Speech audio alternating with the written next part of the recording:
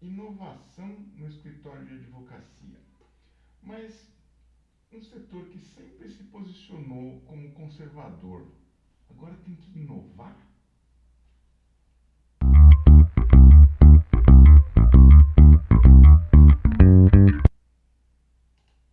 Olá, eu sou Tarso Strutzel, especialista em negócios digitais, e esse é o meu canal para falar de inovação e transformação digital.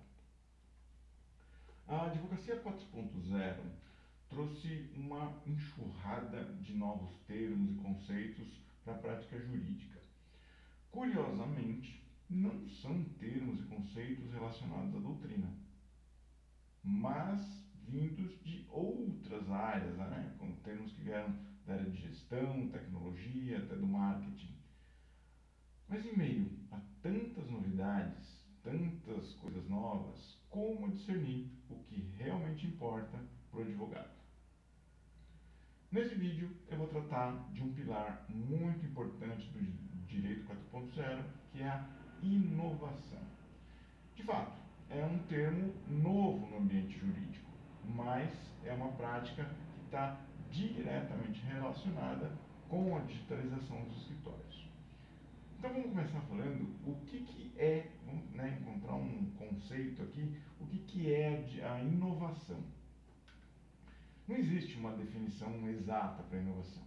Diversos autores já exploraram o assunto e trouxeram versões e pontos de vista muito úteis. Estudando, né, tantas visões, tantos desses autores que já trabalharam com isso, eu cheguei a uma definição que eu acho bastante relevante e abrangente. Então ela diz o seguinte: inovação é o processo organizável e gerenciável onde uma ideia é comunicada de forma intuitiva e executada de maneira eficaz para lidar com um problema específico a fim de produzir um resultado positivo e ser adotado em grande escala, gerando valor para o cliente e vantagem competitiva para a empresa. Ficou um pouco grande, um pouco comprido, mas resume bem o que é inovação. É uma constituição complexa. Eu gosto de resumir de uma forma um pouco mais empírica, dizendo que a inovação é muito parecida com aquelas situações que a gente vê algo inusitado e a gente reage daquele tipo: nossa, por que eu não pensei nisso antes? Quando você vê uma coisa que pode ser feita de um jeito muito melhor, muito mais prático, para um processo que já é conhecido, isso é inovação. Eu estou trazendo essa definição bem simplista para tirar do altar que foi colocado o negócio de inovação. Inovação é uma coisa simples, é uma coisa para ser praticada no dia a dia, usando criatividade, usando visão crítica dos processos operacionais. Então, para a gente entender um pouco melhor sobre isso, vamos aprofundar um pouco mais aqui e entender os tipos de inovação. Melhor, né, porque melhor do que trabalhar unicamente com uma definição tão complexa como aquela que eu trouxe aqui, e ficar tentando desmembrar tudo aquilo, é trazer focos específicos de aplicação desse termo. Nesse caminho, eu vou explorar alguns tipos de inovação que são os mais comuns, né, principalmente citados por especialistas que já se dedicaram, já estudaram bastante esse assunto. Uma fonte mais importante que eu estou trazendo aqui é do Clayton Christensen, o autor do livro O Dilema da Inovação. É um dos muitos livros muito bons sobre inovação. E ele é um dos autores que mais contribuiu para essa questão. Então eu vou trazer aqui algumas dessas visões. Eu citei aqui esse autor, mas todas as visões que eu vou trazer aqui não são somente dele, tá? Ele é um dos mais importantes, mas tem outros autores. Eu vou deixar uma bibliografia aqui na descrição do vídeo com outros livros e autores que são importantes para o tema de inovação. Então vamos lá, eu ia começar a falar dos tipos de inovação. Então a gente tem a inovação incremental, que ela diz respeito a pequenas melhorias em processos que já existem e que essas pequenas melhorias promovem alguma redução de tempo ou alguma otimização de custo. A inovação exploratória é aquela que envolve construir uma visão de futuro para a empresa ou para a organização, por meio de quê? Da projeção de cenários e estratégias. Então, essa é uma inovação exploratória, é um tipo de inovação que surge a partir do planejamento.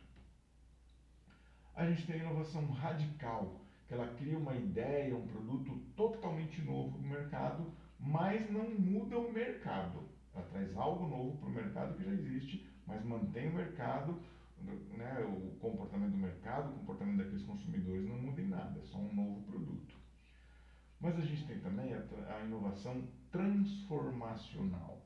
Essa, ela traz uma base tecnológica totalmente nova. E aí ela afeta totalmente a competitividade que já existe nesse mercado, porque ela vai forçando a mudança de um produto, né, a mudança para um novo produto, para um novo serviço que está sendo ofertado. Então ela já provoca um certo desequilíbrio no mercado que já existe. E aí tem a inovação disruptiva. Essa modifica severamente toda a cadeia de valor de um segmento, de um mercado. E ela causa um impacto tão grande que ela modifica a cultura, ela modifica a sociedade, ela modifica os usos e costumes em relação àquele mercado, né?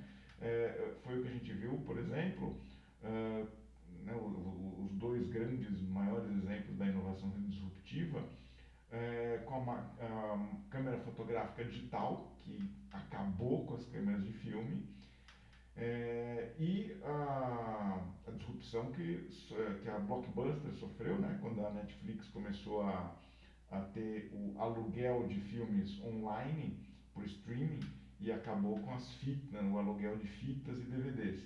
Então, a disrupção ela provoca uma transformação tão grande que ela elimina setores do mercado. Aí a gente tem ainda,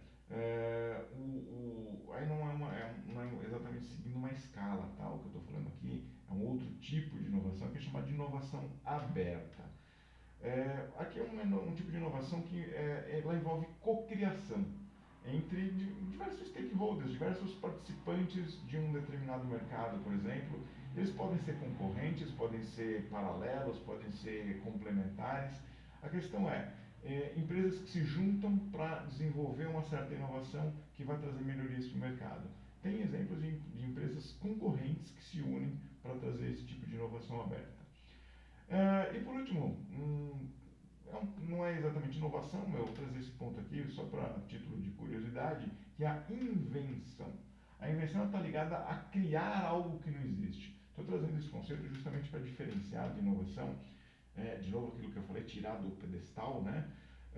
Invenção é criar algo que não existe. Tem muita gente misturando esses conceitos e tratando a inovação como criar algo que não existe.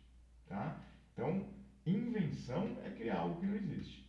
Então, a invenção ela passa por um processo formal de construção de protótipos, de patentes que vão ser testados até virar um produto. Então, a invenção ela até pode proporcionar inovação, mas nem toda inovação precisa ser uma invenção. Eu estou trazendo os tipos de inovação aqui justamente para deixar claro que inovação não precisa ser criação de alguma coisa nova. A inovação incremental que eu falei no princípio, ela é justamente isso. Vou repetir inclusive o conceito aqui. A inovação incremental diz respeito a pequenas melhorias em processos que já existem. Okay? Então, entendemos o conceito de inovação. Eu espero que a gente tenha conseguido tirar esse conceito do pedestal, para você enxergar que inovação é uma coisa que pode e deve ser praticada no dia a dia. Ok, então com isso eu quero dizer o quê? Que é importante criar uma cultura de inovação. Então, à medida que a gente vai explanando esses conceitos, aplicações da inovação, eles vão parecendo mais simples. A ideia é essa com esse vídeo. E realmente eles são. Se é assim, então por que tanto alarde em torno de um conceito tão simples? Porque, apesar de teoricamente ser fácil de conceituar, aplicar, na prática, a teoria é outra. E isso passa por pelo menos dois grandes motivos, vou citar aqui, mas o primeiro é que, no geral, o brasileiro não aprende a administrar empresas, né? Nenhuma escola ensina a administrar, as faculdades ensinam o core business daquela disciplina, mas não ensina a administrar o negócio que vai tocar aquela disciplina. É a visão, né, industrial do método de ensino que a gente usa. E o outro ponto é que a essência da inovação, ela passa pela experimentação. Experimentação contínua, fazer testes, testar coisas novas no dia a dia. E isso, essa prática de fazer testes, fazer experimentações, ela vai totalmente contra a prática de gestão que a maioria das empresas tem, que é definida naquele modelo de comando e controle. O colaborador não tem espaço para dar sugestões, dar opiniões e dar ideias novas de melhoria de processo. O comando e controle não permite. Então a inovação, ela obrigatoriamente precisa derrubar esse método de comando e controle. Ela precisa permitir o surgimento de ideias da base, de quem usa, de quem está lá no operacional. Geralmente são as pessoas do processo operacional que têm as melhores ideias de inovação. Bom, eu não vou descortinar aqui todos os modelos de gestão, porque a maioria dos tipos foram herdados da era industrial. Então significa que eles foram sistematizados com técnicas para extrair o máximo da mão de obra, né, dos trabalhadores. Então eu também não vou entrar nesse mérito de, né, explicar todos esses sistemas, senão vai parecer uma aula de faculdade de administração. Eles faziam sentido para a época, o mundo foi mudando e hoje existe um outro contexto. E essa realidade que a gente vive atualmente não faz mais sentido continuar aplicando aqueles métodos de 200 anos atrás. Então, as tecnologias elas estão evoluindo aceleradamente, tem mais de uma década, e a grande maioria dos trabalhos operacionais repetitivos hoje é feito por robô. Então, aquele modelo de gestão, de colocar pessoas para serem produtivas, hoje é feito por robô. E não é só na indústria, em serviços, em escritório de advocacia. Tem robôs fazendo uma série de tarefas operacionais, como redigir petição, analisar contrato, redigir contrato, fazer pesquisa jurídica. Tudo isso é feito por robô. Então, a valorização do aspecto humano está crescendo bastante, porque as atividades repetitivas operacionais estão ficando na mão de robô e ficando para o ser humano usar as habilidades emocionais, não, né, óbvio, sempre vai ter que ter algum atributo técnico, uma habilidade técnica, mas hoje existe uma valorização muito grande das habilidades emocionais para que esse sócio, esse colaborador que deixou de fazer trabalhos repetitivos, operacionais, ele venha para a área criativa, ele venha para a área estratégica do negócio. Então a criação de uma cultura organizacional passa pela criação e manutenção de todo esse conjunto de crenças, de práticas, de valores, de coisas do dia a dia mesmo, dentro do escritório, que estão arregados, né, pelos colaboradores, por todos os departamentos dentro do escritório.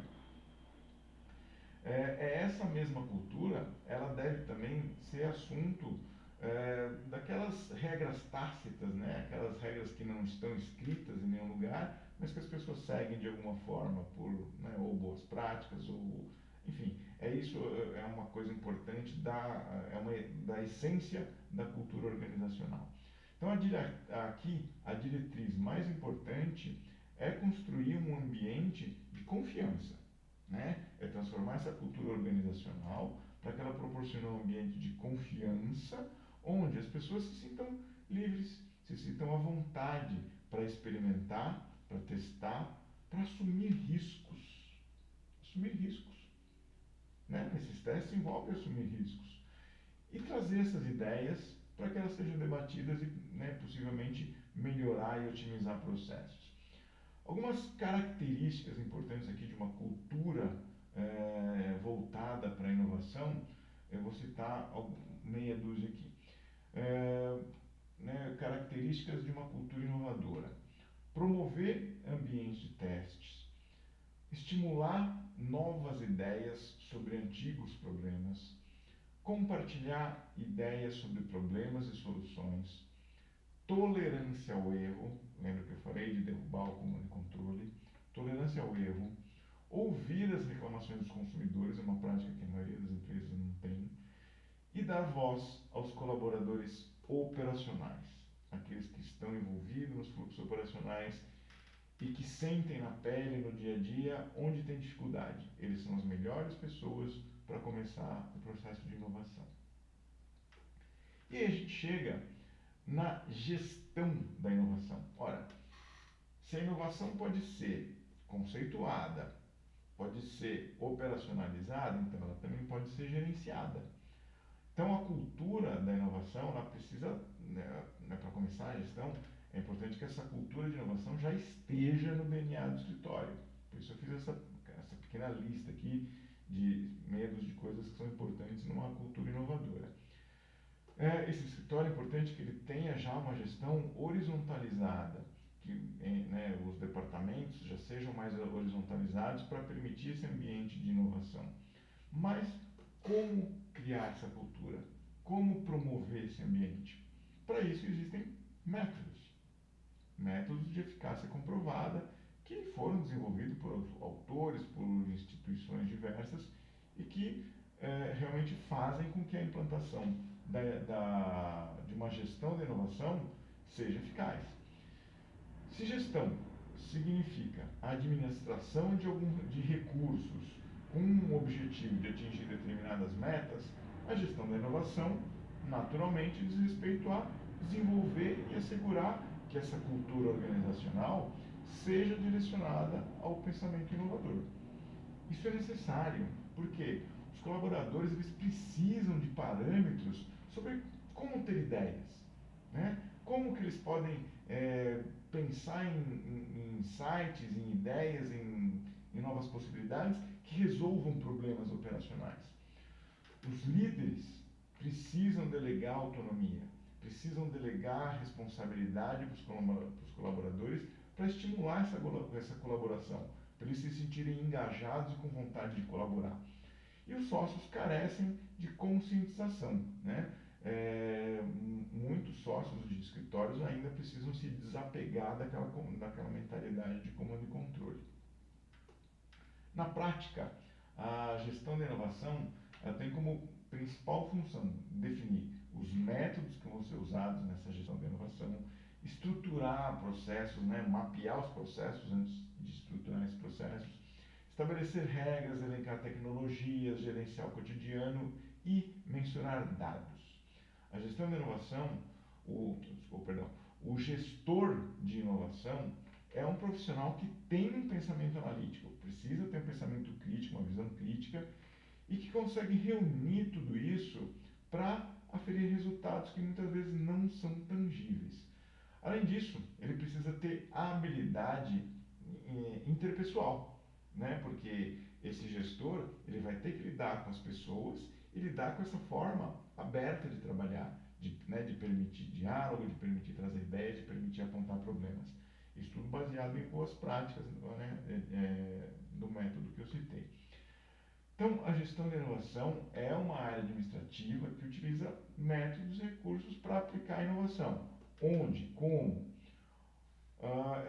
Essa gestão ela usa alguns recursos, como por exemplo, os modelos de negócio direcionados à inovação, que existe o Business Model Canvas para fazer é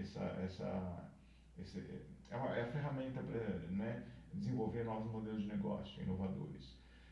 Tem o conceito, a técnica do Design Thinking, tem o método Lean, o método das startups enxutas, tem o conceito do produto mínimo viável, tem os métodos ágeis de gestão, o Kanban, o Scrum, o OKR, tem a normalização do mapeamento de processos, como eu já falei, a gestão da rotina, baseada no PDCA. Tem análises diversas, como a PEST, a BCG, a ANSOF, as 5 forças de Porter, a análise SWOT, o Balanced Scorecard. Tudo isso são ferramentas de gestão que podem ser usadas para inovação. Mas e a inovação nos escritórios jurídicos? Todos os conceitos e aplicações que eu abordei até aqui podem e devem ser utilizados no contexto das bancas jurídicas. Isso, de fato, já vem ocorrendo já tem alguns anos. Tanto que tem muitos escritórios e departamentos jurídicos que o próprio sistema judiciário também já se encontra bem adiantado nessa jornada, tanto quanto escritórios e departamentos jurídicos. Tudo isso que está se chamando de direito 4.0. E ainda que o direito tenha esse posicionamento, né, como falei no início, de uma área conservadora, tradicional, as resistências a essas mudanças estão diminuindo severamente. Eu estou trabalhando no mercado jurídico, já são 13 anos, e eu vejo ano após ano como essa resistência vem diminuindo, né? Resistência ao marketing, resistência às tecnologias, resistência a novos métodos e processos, isso vem caindo bastante ano após ano. Então, o que nos escritórios pode trazer inovações? Tenho aqui mais uma listinha, né, do que pode passar por inovação. Então, vamos lá para essa listinha. A alteração no modelo de entrega de serviços, como o serviço jurídico é entregue para o cliente, para aumentar a percepção de valor daquele cliente. A gestão integrada com a controladoria jurídica, né, para os processos jurídicos mesmos, e com legal operations para a área administrativa. A sistematização do fluxo de processos internos, então eu falei do mapeamento para depois poder organizar e sistematizar todo o fluxo de processos internos. Um atendimento eficaz que utilize tecnologias de voz, por exemplo, chatbots. Automação de documentos, automação de processos, né, para eliminar o trabalho operacional repetitivo, deixar robôs fazendo isso. Outra característica do escritório inovador é o foco no cliente, o conceito do Customer Centricity. O perfil analítico, como eu falei, e orientado a dados, que é o conceito de Data Driven. A estrutura organizacional com modelos flexíveis, com a hierarquia horizontalizada, oportunidades em novos mercados. Então, a inovação faz com que o escritório abra também essa mente para enxergar oportunidades em mercados que nunca pensou em atender. A utilização do marketing jurídico, da prospecção ética, a aprendizagem autônoma e contínua, né, que é o conceito do lifelong learning, a gestão de RH estratégico, com foco em atrair e reter talentos, e a liderança orientada à transformação digital. Bom, esse é o cenário geral do que representa a inovação no mercado jurídico. Passar da teoria para a prática é realmente o principal desafio de implantar essa cultura organizacional focada em inovação. Por quê? Porque não existe uma fórmula pronta, não existe uma fórmula mágica, uma receita de bolo infalível que funciona para todos os casos, para todos os escritórios. Cada escritório tem as suas particularidades, as suas características e vai ter que desenvolver o seu roteiro personalizado e exclusivo. Os recursos, os métodos que eu citei aqui, eles são muito úteis, são necessários, mas a aplicação deles é individualizada, né? Uma coisa é a ferramenta, outra coisa é como a ferramenta vai ser aplicada no seu negócio. E a profundidade do método, né, de todos os métodos que eu citei aqui para inovação, obviamente também vai depender do porte do escritório. Escritório de pequeno porte, escritório com um advogado autônomo, né, o unipessoal, não vai poder usar as ferramentas em grande profundidade, como os grandes fazem, como os grandes escritórios fazem. E isso tudo passando pelo desenvolvimento da mentalidade digital, né, do mindset digital focado em inovação. Para estimular os primeiros passos de inovação no seu escritório, eu quero te propor aqui um exercício simples, pensando no fluxo de atividades operacionais do seu negócio. O exercício que eu vou te propor é o seguinte: liste 3 processos ou atividades, né, como eu falei, sequência de tarefas que podem ser melhorados. Pega quaisquer três fluxos de informação, de tarefas do seu escritório, lista esse passo a passo, mas aí seja bem criterioso nesse passo a passo, bem detalhista. Cuidado para não pular etapas, né, pular passos. Porque geralmente quando a gente está acostumado a fazer aquilo tão automatizado, a gente acaba não conseguindo enxergar detalhezinhos, né, minuciosos daquela operação, é o que se chama de maldição do conhecimento. Mas procure ser o mais detalhado nessa listagem. Depois analisa isso, analisa essa sequência de tarefas e atividades, porque provavelmente você vai identificar ali pontos que podem ser excluídos, tarefas que podem ser eliminadas ou que podem ser conjugadas para otimizar o tempo e fazer as coisas funcionarem melhor. Você vai perceber que essa tarefa, apesar de simples, ela vai destravar o primeiro passo da sua jornada de digitalização, sua jornada ao direito 4.0, que é a jornada a um escritório inovador. Então, sucesso nessa jornada. Se esse vídeo foi útil para você, curte, compartilha com seus pais, com seus colegas, para ele poder alcançar e ajudar mais pessoas. Muito obrigado, até a próxima.